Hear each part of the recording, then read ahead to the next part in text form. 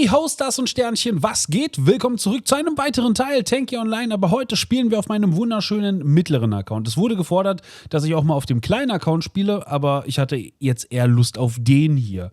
Und als heutiges Thema gehen wir mal auf Fehler ein. Ihr könnt es ja sowieso am Titel des ganzen Videos hier auch erkennen. Heute 5 Fehler plus, weil ihr so toll seid, einen Bonusfehler.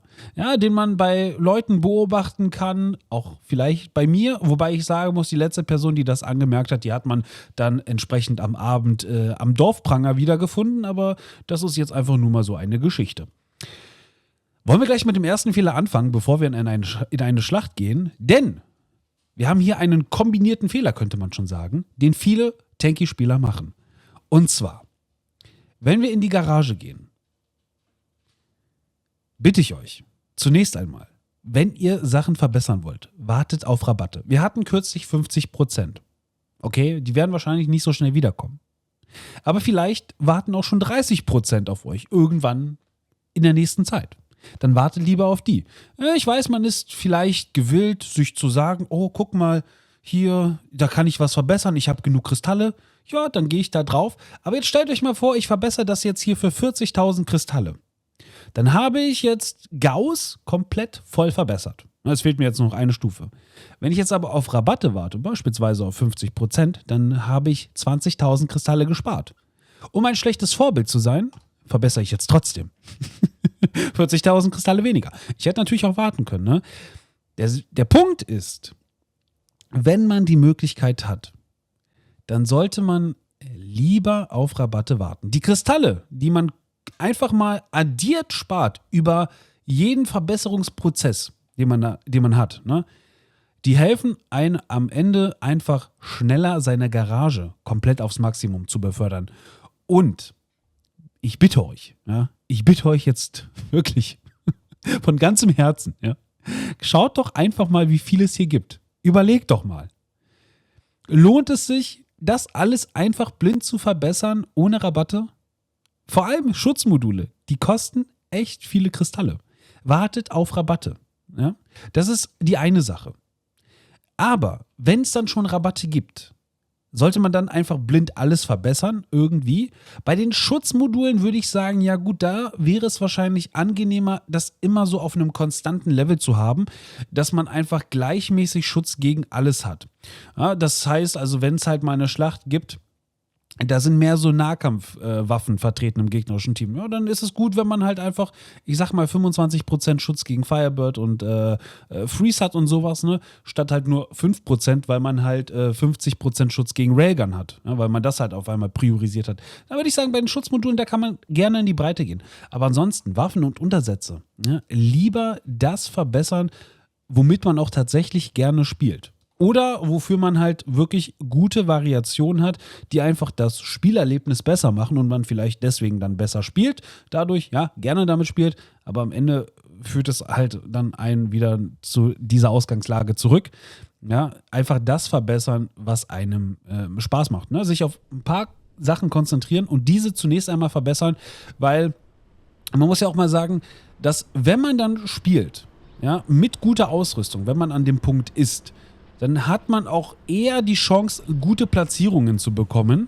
Das heißt also, man kriegt dann halt mehr Kristalle. Und diese Kristalle, die kann man ja dann natürlich am Ende entsprechend dafür nutzen, diese Sachen zu verbessern, die noch nicht so fortgeschritten sind. Wisst ihr, was ich meine? Statt halt irgendwie eine komplette Garage zu haben, die so, naja, ist, ne? Lieber ein paar Sachen haben, die komplett gar nicht beachtet wurden, aber dafür ein paar Sachen haben, die einfach schon am Maximum sind. Fehler 2, wenn wir hier schon mal sind, das ist ein wunderschönes Beispiel dafür. Macht nicht den Fehler und spielt Team Deathmatch. Ja gut, jetzt nichts gegen die Schlacht an sich, ja, gegen den Spielmodus Team Deathmatch, aber ihr wisst, dieses Problem habe ich immer, wenn ich beispielsweise in einer Belagerungsschlacht lande. Ich habe das Gefühl, egal wie viele Legendenspieler du in deinem Leben schon gesehen hast, gefühlt 95% der Leute wissen nicht, wie sie Belagerung spielen müssen. Die verstehen einfach nicht, sie kriegen es nicht mit oder sind halt einfach in diesem Sinne, sage ich mal, egoistisch drauf und achten halt nur darauf, halt Gegner zu eliminieren, statt halt mit dem Team den Sieg zu erringen. Am Ende ist das halt für alle Beteiligten an dieser Stelle blöd. Denn, jetzt mal Hand aufs Herz, ja, wir alle, die das hier sehen, ich denke mal nicht, dass wir in der Lage sind, jedes Spiel für uns zu entscheiden, egal wie schlecht das Team ist. Ne? Ich denke nicht, dass wir diese nötigen Voraussetzungen haben, dass wir einfach komplett das machen können, worauf wir Lust haben, ja, das keinerlei Auswirkungen hat. Ich denke nicht, dass wir an diesem Punkt sind. Ne? Vielleicht der ein oder andere, ja, aber ich bezweifle das mal. Sinnvoller ist es also entsprechend zu sagen, naja, dann bin ich halt vielleicht in meiner persönlichen Wertung ein wenig schlechter, weil ich halt nicht nur auf, dazu kommen wir auch noch,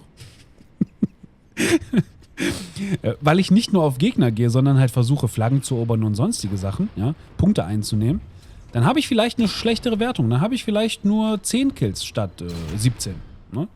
Aber wenn ich damit am Ende des Tages meinem Team zum Sieg verhelfen kann, dann kriege ich ja als Belohnung, ja, die Belohnung des Gewinnerteams. Das können dann im Zweifel mehr Kristalle sein, als die ich bekommen hätte, ja, wenn ich halt im Verliererteam gewesen wäre. Dann habe ich zwar vielleicht eine bessere Runde hinbekommen, für mich persönlich, die Belohnung am Ende fällt aber schlechter aus. Deswegen, ja, meine Bitte und das, was wir festhalten, nicht nur Team Deathmatch spielen, sondern darauf schauen, welchen Modus man gerade hier bespielt. Ja? Das ist am Ende das, was halt euch die Kristalle nach Hause bringt. Okay? Ja, das will ich nur mal an dieser Stelle gesagt haben. Und wirklich, das fällt mir so oft auf bei Belagerung. Da kriegst du wirklich manchmal echt die Krise, ja. Du bist da alleine am Punkt, versuchst irgendwie das Ding einzunehmen, aber gegen 6 Gegner schaffst du es nicht, weil irgendwie dein gesamtes Team es nicht hinbekommt, zu verstehen, was sie machen müssen. Oder sie wollen es halt nicht. Ja, das kann natürlich auch sein. Aber es ist nervig. Es ist nervig. Tut euch und den Leuten einen Gefallen und achtet darauf, was ihr spielt. Okay? Und wenn wir schon mal dabei waren, Turmrotation und Bewegung. Wirklich, also diese Stichpunkte, ne? Ich sag's euch, das ist 1:1 ein Picasso. Ja? Das ist so abstrakt geschrieben, das könnte schon fast Kunst sein. Ich muss hier, ich muss wahrscheinlich eine KI fragen, die mir das entziffert, weil das sehr kryptisch ist. Ich hab es wirklich ganz schnell runtergerattert mit meiner saubersten Handschrift. Ja, ja, glaubt mir. Aber gut. Turmrotation, ja, und wie man halt sich mit dem Panzer bewegt. Ihr wisst, ich bin ein Spezialist, wenn es um sowas geht. Und ihr habt es auch wunderbar gesehen, ja. Aber was kann man jetzt als Empfehlung mitnehmen? Fahren lernen? Ja gut, okay, ich habe es nach 1500 Videos noch immer nicht hinbekommen, also ihr auch nicht. Aber was ich damit sagen will, ist, beispielsweise, es gibt ja Leute, die können sehr, sehr gut mit Railgun umgehen. Ne? Diese Leute hasse ich persönlich. aber es gibt Leute, die können mit Railgun umgehen. Ich nicht. Ne? Und deswegen, versucht halt einfach, ne, wenn ihr natürlich, also ich sag mal, diese Kombination, mit der ihr spielt, die müsst ihr leben. Ich kann mich sowieso nicht daran halten, also bei mir stoße ich da selber auf taube Ohren, ja. Aber versucht einfach zu schauen, wie andere spielen, die spielen können. Also beispielsweise meine Wenigkeit. Ne? Und vermeidet dann einfach solche Fehler wie in irgendeinen Graben reinfahren, nur weil ihr nicht den Panzer lenken könnt. Nur mal so.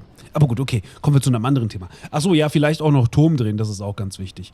Manchmal hilft es vielleicht, die Maussteuerung zu nutzen. Ich persönlich bin noch immer einer dieser alten Garde und nutze weiterhin die Tastatursteuerung. Außer natürlich, man hat einen schwebenden Untersatz. Da ist es wirklich eigentlich schon wichtig, ja, und erforderlich, dass man auf Maussteuerung setzt, aber ich bin eher so ein Fan von der Tastatursteuerung. Aber gut, okay. Persönliche Präferenz ist ja auch egal. Ne? Kommen wir zu einem anderen Fehler. Ich hoffe, ich sage jetzt hier nicht doppelt irgendwas, aber ach ja, Thema Versorgungen. Cooldown-Zeiten und so weiter und so fort. Ne? Versucht Versorgungen nicht sinnlos einzusetzen, sondern gezielt. Was soll das heißen? Beispielsweise, jetzt nur mal so als Beispiel. Ne? Stellen wir uns mal vor, das hier ist ein 1 gegen 1. Ja? Du hast einen Gegner vor dir und das ist jetzt vielleicht keine Isida, sondern beispielsweise eine Railgun. Und jetzt werdet ihr getroffen von dieser Railgun. Ne? Dann schießt ihr selber nochmal drauf und dann nach, keine Ahnung, einer Sekunde fangt ihr an, euch zu heilen. Diese Heilung würde euch mehr bringen, in diesem Beispiel, wenn ihr euch heilt, nachdem der Gegner geschossen hat. Ja? Also der Gegner schießt, ihr haut direkt die Heilung raus und heilt euch. Ja? Am Ende kriegt ihr in der Gesamtheilung mehr Punkte zurück, ja, als wenn ihr halt eine Sekunde wartet. Aber wenn ihr in der Zwischenzeit keinen Schaden erhaltet, ja, dann heilt ihr euch natürlich weiter. Und ist natürlich an dieser Stelle besser, als halt irgendwie sich zu heilen, kurz bevor der Gegner wieder anfängt zu schießen. Ja, nur so als weiterer Tipp. Ihr wisst, ne? Und ihr seht, ihr kriegt hier nur die Super-Duper-Tipps. Ne? Aber vielleicht hilft das ja auch Neulingen, ja? die hier vielleicht, warum auch immer, irgendwie das Spiel finden, ja, und sich denken, oh, das ist ja voll cool, dann spiele ich das mal. Gibt es Tipps und Tricks? Natürlich, auf diesem Kanal, meine Freunde, findet ihr alles. Spiel, Spaß und Freude. Ja, dann ein weiteres Thema, Overdrives. Das hier sollte man nicht machen. Ne? Ich gehe immer mit gutem Beispiel voran. Ja, Overdrives, um mal nochmal auf das Beispiel mit der Belagerung zurückzukommen. Ja, was ich da auch immer mal wieder sehe, ist halt zum Beispiel ein Titanspieler. Hat einen für diesen Modus äußerst nützlichen Overdrive. Ihr wisst es, er kann halt einfach natürlich seine Schutzbarriere entsprechend aufrichten. Und diese, jetzt ratet mal, wo man die verwenden sollte. Natürlich da, wo sich das am meisten lohnt, also direkt halt entsprechend am Punkt, dass man möglichst gut diesen Punkt verteidigen bzw. erobern kann. Wenn man das nicht macht, wenn man den halt irgendwo im Nirgendwo setzt, wo er niemandem einen nützt, ja, dann ist das halt einfach vergeudet. Nur um sich selber beispielsweise in irgendeinem Einzelkampf halt zu schützen. Da sollte man lieber eher ans Team denken, ja, weil das halt am Ende vielleicht darüber entscheidet, ob man die Runde gewinnt oder nicht. Ja? Dass ich hier gut bin, oh, naja, ich bin gar nicht so schlecht. Ich dachte schon, ich bin jetzt so ein Paradebeispiel dafür, wie man nicht spielen sollte. Aber nein, das geht eigentlich noch ganz gut klar. Naja gut, gibt bestimmt andere Beispiele. Nee, aber jedenfalls, ne, achten. Ja, oder halt, also das ist halt so ein Mix, ne, gucken, wo sich das am meisten lohnt. Ich mache natürlich auch den Fehler, dass ich den Overdrive ziemlich lange behalte. Ja, dass ich halt sage, ich versuche auf diesen perfekten Moment irgendwie hinzuarbeiten. Ja, und den dann auszunutzen, damit der Overdrive sich besonders lohnt. Aber ich sag mal so, wenn ihr am Ende natürlich 4 Minuten auf die Situation wartet, und muss ich mich auch selber angucken, bis ihr den Overdrive einsetzt, in der Zwischenzeit, wenn ihr den einfach so rausgehauen hättet, dann hättet ihr auch schon einen neuen bekommen. Ne? Also da lieber natürlich nicht allzu lange warten. Ja, wenn sich die Situation nicht nach 1 Minute oder so ergibt oder nach 1,5 Minuten, ja, vielleicht dann einfach raushauen. Ne? Aber da bin ich selber nicht gut drin. Ja, da versuche ich selber der Perfektionist zu sein, den gut ausnutzen zu können, und dann haue ich den halt irgendwie raus und kriege damit nichts hin. Ja? Man muss natürlich auch halt bedenken, so wie ich halt eben in der Abschlussszene, wenn man halt einfach kurz vor dem Draufgehen ist, will man da wirklich seinen Overdrive aktivieren? Weil der hat ja eine gewisse Zeit, die er braucht, um aktiviert zu werden. Ja? Und wenn man dann halt natürlich schon den kritischen Treffer abbekommt, der einen dann halt aus dem Spielfeld haut, dann ist der halt auch vergeudet. Ne? Deswegen da halt dann lieber sagen, okay, gut, dann vielleicht jetzt nicht. Ne? Auch wenn vielleicht da 2 Gegner drauf warten, ja, dass sie da was abbekommen. Aber vielleicht jetzt nicht. Ja? Ansonsten passiert das halt eben, was halt passiert, und man kriegt dann halt einfach gar nichts mit dem Overdrive hin. Hat man, denke ich, auch gut sehen können, oder? Tja, und dann haben wir noch einen kleinen Bonustipp, den ich selber so gut wie nie einhalte, weil ich halt einfach faul bin. Ja? Aber muss ich einfach so sagen, wie es ist. Und ich finde es wunderschön, dass wir jetzt hier natürlich Belagerung spielen. Das passt wieder perfekt. Der nächste Tipp, und der ist halt eigentlich auch, naja, sagen wir mal, recht einleuchtend, aber da muss man sich immer wieder selber daran erinnern, ja, um den halt auch einzuhalten. Und zwar, dass man seine Schutzmodule entsprechend der Situation anpasst. Also das heißt, man geht in ein Spiel. Ich würde ja jetzt nicht empfehlen, also man kann sich natürlich erstmal einen ersten Überblick verschaffen. Ja, ich würde jetzt aber nicht empfehlen, zu sagen, guckt euch an, was da gespielt wird, und passt direkt eure Schutzmodule entsprechend an. weil es kann natürlich sein, dass halt die Gegner einfach nach 2 Minuten einfach ihre Waffe wechseln und dann habt ihr halt nichts mehr davon. So, deswegen eher so gucken, ja, wohin geht das so in den ersten paar Minuten? Ja, wir reden dann hier von, sage ich mal, 3, 4 Minuten. Da kann man halt mal gucken, wie sich das Ganze verhält. Weil dann seht ihr ja auch, wer ist denn eigentlich die Person oder wer sind die Personen, die im Grunde das Spiel halt hier treiben. Ja? Die halt einfach das Ganze für sich entscheiden. Ja? Die halt einfach die ersten 4 Plätze belegen.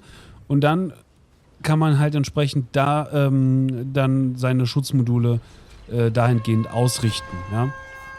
Und einfach das benutzen, was sich da halt lohnt. Ja, weil ich sag mal so, wenn halt jemand Donner hat im gegnerischen Team und wir haben einen Donnerspieler beispielsweise im gegnerischen Team und dieser Spieler hat eine KD von 3,25. Ist es jetzt wichtig, Donner extra für den reinzunehmen? Ja, wahrscheinlich nicht. Ne? Dann halt lieber vielleicht Hammer nehmen, weil halt Platz 1 Hammerschutz hat. Ja? Gut, wenn man nur 5% Hammerschutz hat, ja okay, also das macht wahrscheinlich nicht wirklich den Unterschied zwischen Sieg und Niederlage aus, müssen wir mal auch ganz ehrlich sein. Ja? Also ein bisschen Realismus muss da auch noch mitspielen, ne? Aber ihr wisst prinzipiell, denke ich mal, was ich meine. Ja? Schaut euch halt an, was die Gegner so haben, ja, und holt euch dann Schutz gegen die sich das auch entsprechend lohnt. Ja, also beispielsweise haben wir hier Railgun ganz oben, genauso wie wir jemanden mit Tesla haben, aber auch mit Gauss. Und so kann man das Ganze halt für sich dann anschauen. Wenn natürlich halt 4 Leute eine bestimmte Waffe haben, ne, dann klar kann man das natürlich auch noch mit reinnehmen, weil dann hat man halt Schutz gegen 4 Gegner. Also warum denn nicht? So, und das halt, wie gesagt, hier nochmal zum Thema Belagerung, ja. Wie man hier ganz gut sehen kann, wie viele Leute waren am Punkt. Oh, ich glaube, das kann man an einer Hand abzählen. Okay, hier sind wahrscheinlich auch noch ein paar Bots mit drin. Ja, die muss man vielleicht abziehen, die kommen nicht weit. Aber so im Großen und Ganzen läuft das halt natürlich immer so ab. Ja? Hier auch wieder ganz, ganz schön, was man halt sehen konnte. Ne? Die Heilung bringt halt auch nicht viel. So, ich haue hier wirklich im Grunde auch das raus, was ihr auch sehen müsst. Ne?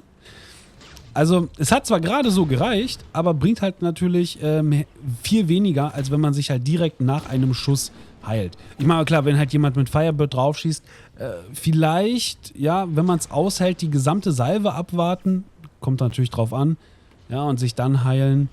Ich meine mal, aber ansonsten, klar, bei Nahkampfwaffen, wenn du dauerhaften Schaden bekommst und du würdest sowieso nicht eine Salve aushalten, da ist es dann natürlich im Grunde, sage ich mal, egal. Ne? Da heilt man sich halt dann, wenn es irgendwie nützlich ist. Ja? Aber ansonsten, ja, kann man das halt so lassen. So, versuchen wir mal den Punkt einfach mal hier eventuell zu erobern. Ne? Wird wahrscheinlich nichts, aber man kann es ja mal probieren. Ich habe sowieso keine großen Hoffnungen, weil es halt jetzt auch einfach schon 2:0 für die Gegner steht. Aber gut, wir gucken einfach mal. Ne? Wir gucken einfach mal. Ach ja. So, ach so, ja, gut. Ich habe natürlich keine Granate mehr. Können wir hier vielleicht nochmal einen Schuss? Nee, natürlich nicht. Ja, gut. Tja, ich bin gespannt. Nee, aber ich meine mal, sowas wie Belagerung, ey, da merkt man halt wirklich ganz, ganz schnell, dass die Leute einfach nicht verstehen, wie man halt spielt. Ja? Es ist halt einfach so. Das ist, ich finde es auch erstaunlich, aber gut. Ja, es ist, wie es ist. Kannst du halt nicht ändern. Tja. Aber es sind irgendwie immer die Leute im gegnerischen Team, die verstehen, wie man das spielt. Das ist wirklich sehr erstaunlich. Also, ich meine mal, jetzt guckt euch das mal an, ne? Also egal, egal auf welchem Account ich auch spiele, ja, ich bin immer im falschen Team. Das ist schon erstaunlich. Das ist schon erstaunlich, dass das Matchmaking auch über Accounts hinaus weiß, in welches Team es mich einteilen muss.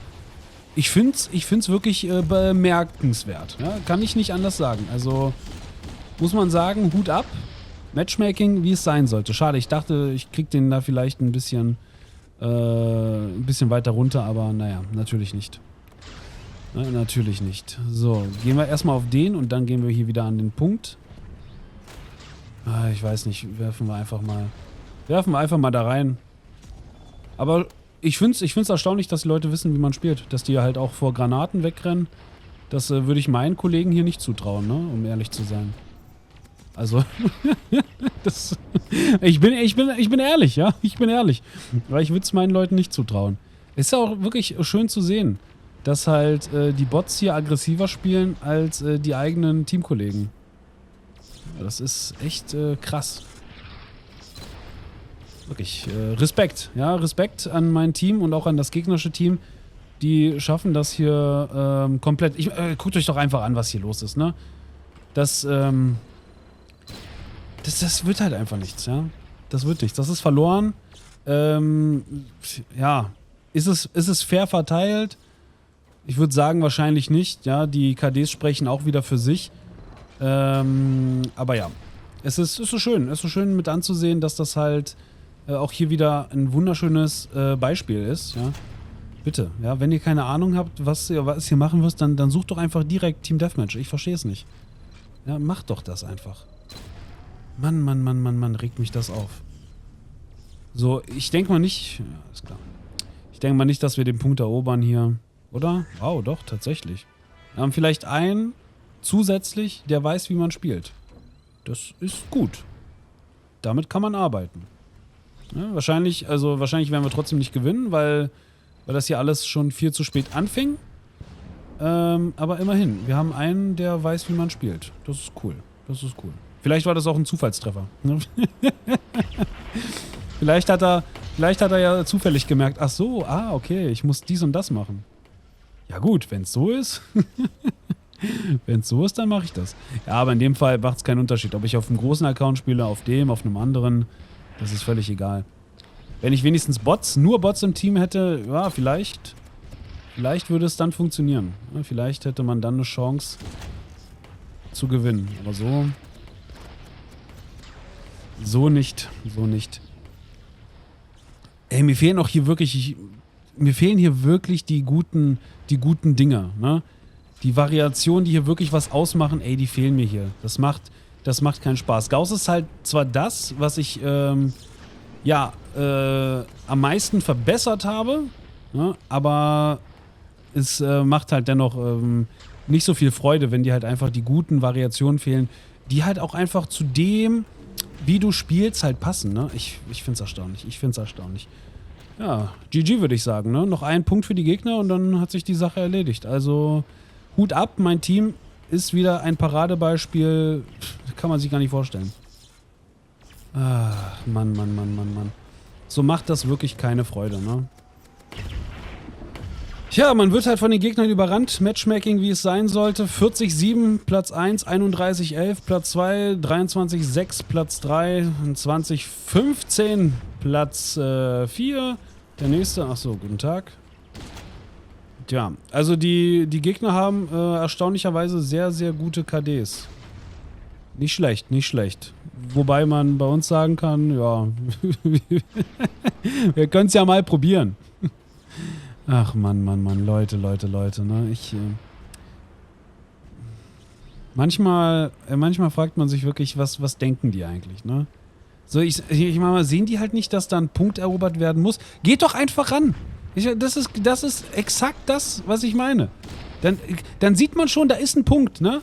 Vielleicht sollte man den eventuell erobern. Eventuell, ich weiß es nicht. Man kann es ja mal probieren. Macht man das? Nein. Man steht einfach irgendwo rum und schießt halt aus der Entfernung. Das sind 3 Gegner, 4 Gegner, 5 Gegner, wie viel auch immer, das ist mir egal. Man schießt irgendwo aus der Entfernung und denkt sich, ja geil, ne? Hier bin ich ja gut geschützt. Hier passiert mir nichts. Und währenddessen erobert der Gegner einfach den Punkt. Ohne richtige Gegenwehr. Das ist, Mann, wirklich wieder faszinierend. Ja, kann man nicht anders sagen. Das ist wirklich wieder faszinierend. Macht keinen Spaß so, ne? Macht keinen Spaß. Ich versuche mich hier irgendwie einigermaßen anzustrengen, aber das bringt dir nichts. Tja, ansonsten, was vielleicht noch so Versorgungsgegenstände angeht, ne, nicht das benutzen oder nicht das selber benutzen, was vor einem gerade liegt, ja. Da achte ich auch nicht immer drauf, selber. Aber das vielleicht nochmal der Bonus-Tipp, ja. Oh weia. So, ja gut, egal. Wir können das Spiel hier sowieso nicht mehr gewinnen, ne? Also Das Ding ist vorbei. In 1 Minute 30 werden wir hier sicherlich keine 4 Punkte erobern. Insofern herzlichen Glückwunsch, liebes Team. Ja, ich verstehe es nicht. Also wirklich, Belagerung ist echt so ein Paradebeispiel dafür. Ja, wie das genau abläuft. Keiner versteht, was man machen muss. Ich verstehe es selber nicht, wie man das nicht verstehen kann, aber es gibt genügend Leute, die das wohl nicht verstehen. Und da muss man sich ja auch mal nochmal vor Augen halten, guckt euch bitte die Ränge an. Das ist nicht so, dass die gerade erst gestern angefangen haben zu spielen und keine Ahnung haben. Ja? Aber scheinbar haben sie keine Ahnung. Oder die können halt einfach nicht richtig denken. Das kann auch sein. Ne? Manche Leute haben einfach Pech beim Denken. Ja, das ist dann halt so. Vielleicht ist das so ein Mix aus beidem. Ich weiß es nicht. Aber mich stört's persönlich. So, okay. Hoffentlich helfen mir diese Tipps weiter, die ich jetzt euch gesagt habe. Ja? Ich werde mich sowieso nicht dran halten. Und dann sehen wir uns im nächsten Teil. Macht es gut oder auch besser. Rinja hauen, ist ja klar.